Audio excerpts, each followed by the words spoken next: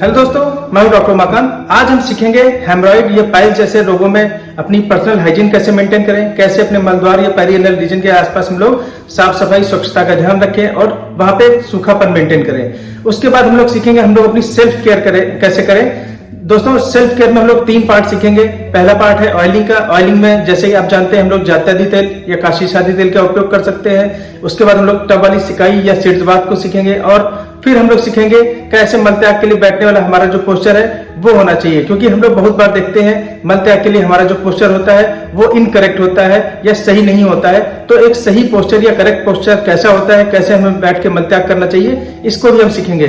फिर हम लोग सीखेंगे कि हमारी जो पाइल्स या हेमरॉइड जैसी जो बीमारियां हैं या रोग हैं, इनमें हम लोग किस तरह के खान पान का सिलेक्शन करें, किस तरह की डाइट सप्लीमेंट लें या किस तरह की डाइट रेजिम को फॉलो करें, हम अपनी डाइट में किन चीजों को शामिल करें और किन चीजों को हम अपनी डाइट से निकाल दें। चलिए जल्दी से कुछ चीजें रिकॉल कर लेते हैं। पहले हम लोग सीखते हैं कि हेमरॉइड या पाइल्स क्या होता है। दोस्तों, जैसा कि हम जानते हैं हेमरॉइड या पाइल्स 2 तरह के होते हैं, एक एक्सटर्नल हेमरॉइड और एक इंटरनल हेमरॉइड।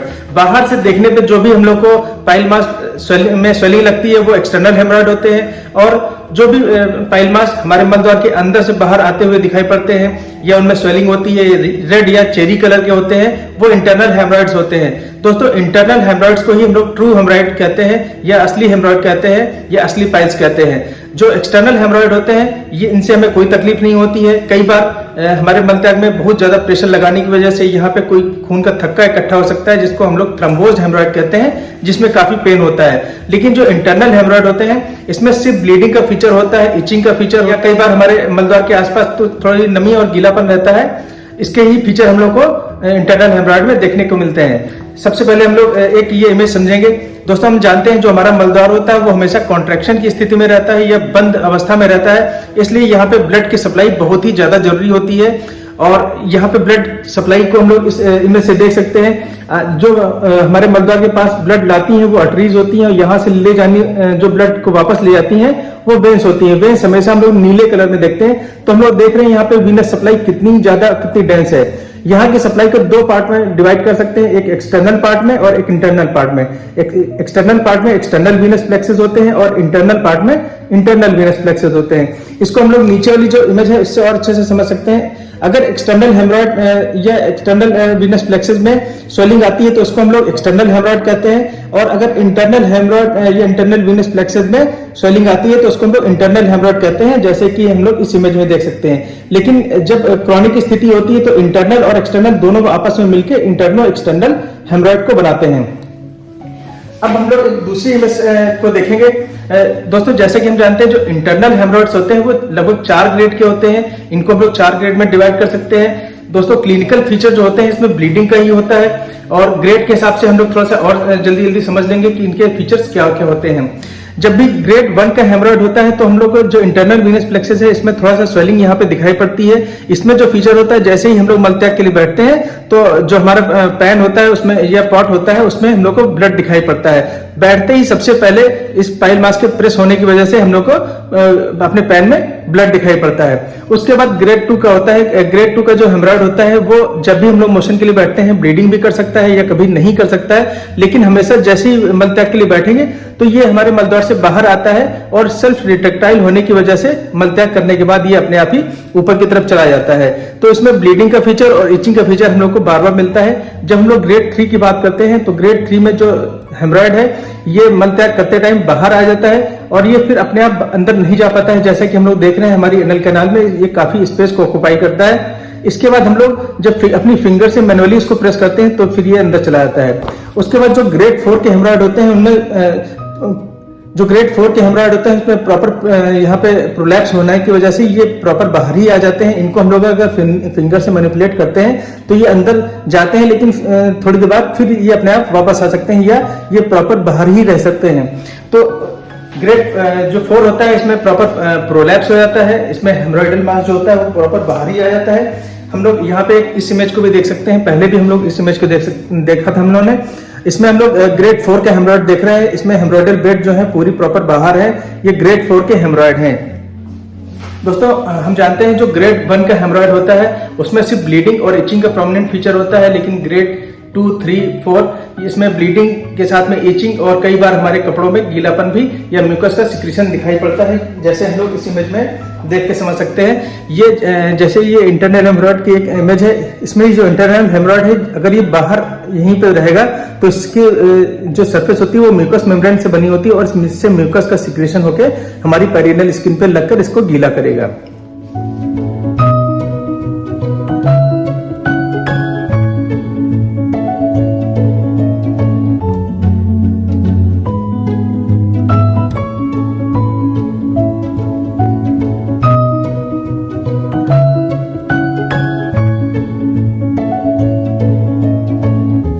अब हमने सारी प्रॉब्लम को समझ लिया कि इसमें पाइल मास बाहर की तरफ आता है, ये बाहर रह सकता है। तो अब हम लोग समझते हैं कि हम लोग अपनी जो पर्सनल हाइजीन है वो कैसे मेंटेन करें। दोस्तों, इसमें हमारे मलद्वार के आसपास कई बार नमी लगती है, ग्रेड 3 या 4 के वाले जो हेमरॉइड होते हैं, तो हम लोग अपने मलद्वार के आसपास अगर बहुत ज्यादा बाल है तो हम लोग उनको हटा के रख सकते हैं, या हम लोग वहां पे प्रॉपर सफाई रख सकते हैं। अगर जो मलत्याग के बाद में हम लोग वहां के पार्ट को अच्छे से वॉश कर सकते हैं, या हम लोग नहाते टाइम भी हल्का सा साबुन से उस एरिया को वॉश करके पूरा क्लीन रख सकते हैं। और हमें एक चीज का ध्यान रखना चाहिए, मलत्याग के बाद में हम लोग को अच्छे से वॉश करना चाहिए, क्योंकि कई बार हम लोग अपनी क्लिनिकल प्रैक्टिस में देखते हैं लोग कोशिश तो करते हैं लेकिन मलत्याग के बाद में वहां थोड़ा मल लगा रह जाता है, जिससे जो हमारा हेमरॉइड है उस पर अगर मल थोड़ा सा भी लगा हुआ है, चूंकि मल थोड़ा एसिडिक होता है तो हमें थोड़ा इचिंग काफी देर तक बनी रहती है। इसमें जो इंटरनल हेमरॉइड होता है इसमें पेन नहीं होता है। तो हमें अपने मलद्वार के आसपास पर्याप्त मात्रा में सफाई स्वच्छता रखनी चाहिए और सूखापन रखना चाहिए। सीखेंगे कि हम लोग अपनी सेल्फ केयर कैसे करें। दोस्तों, ऑयलिंग सीड्स बाथ हम सभी को पता होता है, लेकिन हम लोग ऑयलिंग या सीड्स बाथ क्यों करें, इससे क्या फायदा होता है। दोस्तों, हम जब भी हम लोग को हेमरॉइड या पाइल्स जैसी जो प्रॉब्लम होती है, इसमें जो हमारी जो वहाँ की स्फिंक्टर की मांसपेशी है वो थोड़ा सा टाइट हो जाती है, थोड़ा सा स्पाज्म होता है। और जैसे कि हम जानते हैं जो हेमरॉइडल मास होता है हमारे एनल कैनाल में होने की वजह से जब भी हम लोग मलत्याग के लिए बैठते हैं तो हम लोग बहुत असहज महसूस करते हैं और उतना प्रॉपर हम आसानी से मलत्याग नहीं कर पाते हैं और हमें काफी टाइम लगता है। इसलिए हमारे पास दो विकल्प होते हैं, या तो हम लोग जातेदी तेल या काशी शादी तेल का उपयोग कर सकते हैं। इसके लिए हम लोग सिरिंज का उपयोग कर सकते हैं। 1 ml की सिरिंज या 3 ml की सिरिंज हम लोग ले सकते हैं। 1 ml की जो सिरिंज होती है काफी पतली और कॉम्पैटिबल होती है, जबकि 3 ml की सिरिंज थोड़ा सा मोटी होती है। लेकिन अगर हम लोग बल्क में ऑयल को पुश करना है तो 3 ml की सिरिंज थोड़ा इजी रहती है, हम लोग 3 ml की सिरिंज से ऑयल को पुश कर सकते हैं। जब भी मलत्याग के लिए जाएं तो सबसे पहले मलत्याग के पहले हम लोग ऑयलिंग कर लें। जातेदी काशी शादी तेल को 3 ml मात्रा में भर के हम लोग पुश कर सकते हैं। उससे क्या होता है, जो भी एक्स्ट्रा अमाउंट है अगर वो वहां रिटेन ना होकर मल के साथ में बाहर आ जाए, जो हमारे अनल कैनाल की जो दीवारें हैं वो प्रॉपर लुब्रिकेट हो जाएंगी, चिकनी हो जाएंगी, और अंदर जो हमारे हेमरॉइडल मास है उसके ऊपर जो म्यूकस मेम्ब्रेन होती है उसके ऊपर एक ऑयल की एक कोटिंग हो जाती है, जिसकी वजह से जो मल के साथ एसिड आता है वो भी उसको लग के उसको इरिटेट नहीं करता है।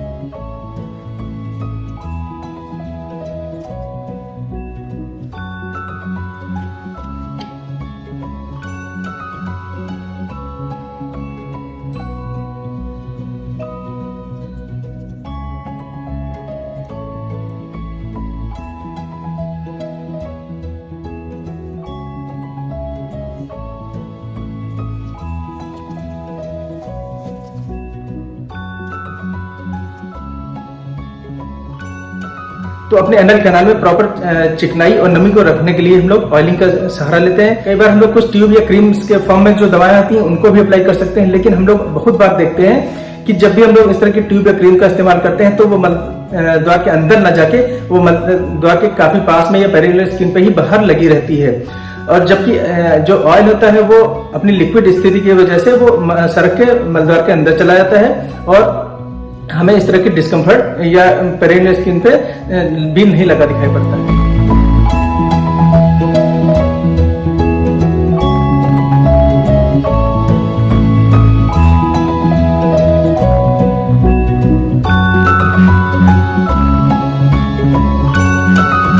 अब इसके बाद हम लोग एक टब में हल्का गुनगुना पानी डाल सकते हैं, उसमें थोड़ी पिसी फिटकरी मिला सकते हैं। इसमें हम लोग को 4 से 5 मिनट बैठना होता है। इसमें हमें ध्यान रखना होता है कि पानी हमारा गर्म नहीं होना चाहिए, पानी में जो फिटकरी डालें वो आधे चम्मच से ज्यादा नहीं हो, और हम लोग बहुत देर ना बैठे, सिर्फ हल्के गुनगुने पानी में 4 से 5 मिनट ही बैठें, क्योंकि हल्का गुनगुना पानी जल्दी ठंडा हो जाता है और उसमें बहुत देर बैठने का कोई भी मतलब नहीं रहता है। और इस तरह के जो टब है इसमें फिटकरी वाले पानी में बैठने का पर्पज ये होता है, फिटकरी जैसा कि हम जानते हैं एंटी इन्फ्लामेटरी होती है और ब्लीडिंग को रोकती है, कहीं पे भी स्वेलिंग होती है उसको कम करती है। तो ये 3 लाभ हम लोग को इंस्टेंट मिलते हैं और हमें अगर कोई भी इचिंग या इरिटेशन होता है तो वो भी इस तरह के टब में बैठने से हमें काफी तुरंत आराम मिलता है। और सबसे बड़ा जो फायदा मिलता है वो जो हम लोग के स्फिंक्टर में स्पाज्म होता है उसको काफी रिलैक्स करती है जब भी हम लोग गुनगुने पानी में बैठते हैं।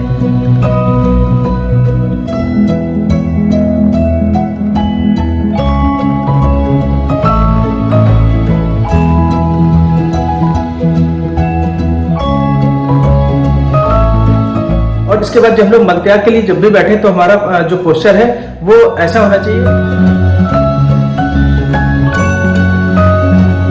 इंडियन टॉयलेट का इस्तेमाल करते हैं तो हमारे पेल्विक एरिया में बहुत ही ज्यादा प्रेशर पड़ता है,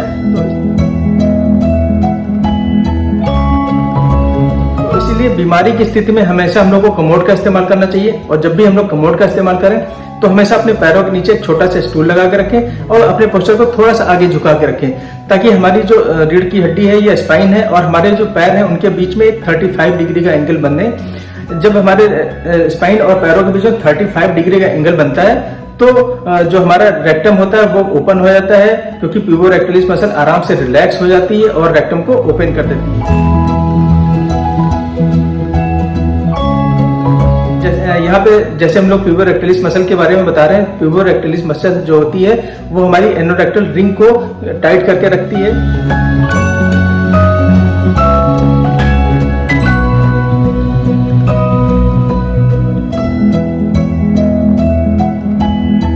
जैसे ही हम लोग इस पोस्चर में बैठते हैं 35 डिग्री के एंगल को मेंटेन करते हैं तो प्यूबोरेक्टलिस मसल रिलैक्स होकर हमारे रेक्टम को ओपन करती है और हम लोग मलत्याग आराम से कर लेते हैं।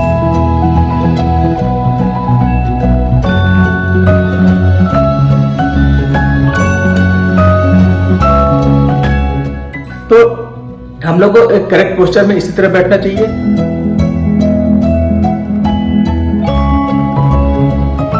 अब हम लोग सीखते हैं कि जो हमारी डाइट हो वो किस तरह की हो। दोस्तों जैसा कि हम जानते हैं जो हेमरॉइड या पाइल्स होते हैं ये बहुत दिन लगातार हम लोग को कब्ज रहने से, कॉन्स्टिपेशन रहने से, बहुत ज्यादा देर स्ट्रेनिंग करने से, बहुत ज्यादा देर टॉयलेट में बैठने से होते हैं। तो अगर हमारा पेट सही नहीं रहता, पेट भारी रहता है, इनडाइजेशन रहता है तो हम लोग हेमरॉइड या पाइल्स के होने की संभावना हमें बहुत ज्यादा रहती है। तो बहुत ही सीधी सी बात है, एक कीवर्ड अगर हम लोग इसको मान के चलें तो हमें सादा, सिंपल और इजिली डाइजेस्टेबल खाना चाहिए।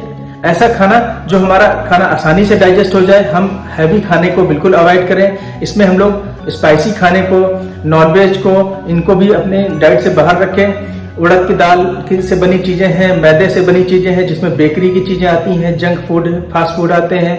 मसूर की दाल, चने की दाल ये भी आती है, कटहल, घुइयां, बैगन, भिंडी ये इस तरह की सब्जियां आती हैं। और कुछ फल होते हैं जैसे हम लोग अमरूद, अनार और पपीता मना करते हैं, क्योंकि अमरूद और अनार में बीज की वजह से ये हमारा जो भी हेमरॉइडल मास होता है उसको स्क्रैच करते हैं और ब्लीडिंग को काफी प्रोवोक करते हैं। और जो पपीता होता है ये मल की मात्रा को बहुत ज्यादा बनाता है। अगर हमें मलद्वार में इस तरह की कोई भी प्रॉब्लम नहीं है तो हम लोग पपीता खा सकते हैं। अगर हम लोग को प्रॉब्लम है तो फिर हम लोग 1 या 2 पीस ही खाएं, लेकिन बहुत ज्यादा मात्रा में पपीते का सेवन ना करें।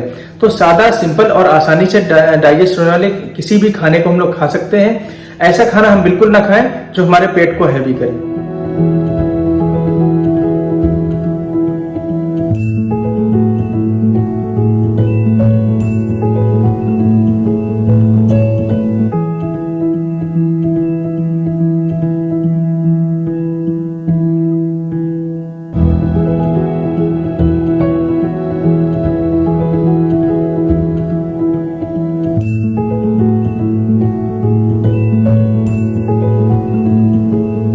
हम लोग को पानी की भी मात्रा का बहुत ध्यान रखना चाहिए, क्योंकि अगर पानी की मात्रा हमारे शरीर में बहुत पर्याप्त रहती है तो हमारे आंतों या इंटेस्टाइन में उपस्थित जो भी खाद्य पदार्थ होते हैं उससे हमारा शरीर बहुत ज्यादा पानी को नहीं निकालता है।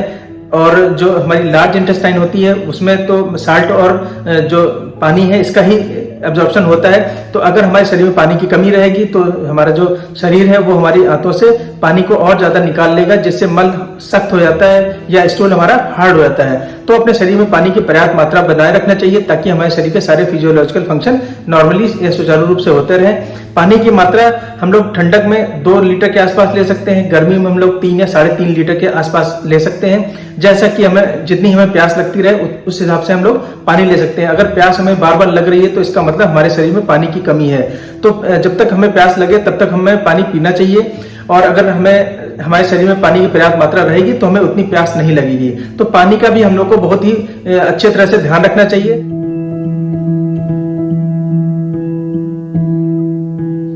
ताकि हमें जो कॉन्स्टिपेशन है, कब्ज है, इस तरह की समस्याओं का सामना ना करना पड़े।